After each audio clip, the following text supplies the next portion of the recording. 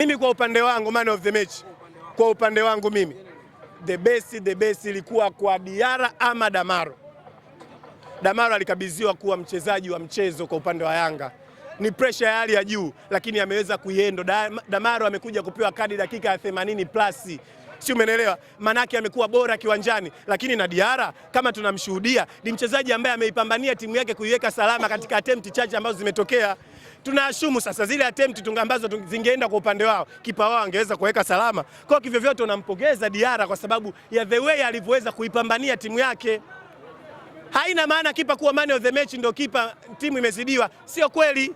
Hii Casillas alikuwa man of the match finali na Juventus, alitokea sabu na Madrid ikachukua kombe la UEFA. Na alikuwa man of the match. Sawa. Cannavaro kuwa mchezaji bora. Sawa. Beki bora 2006 maana yake Italia ilikuwa inazidiwa sana.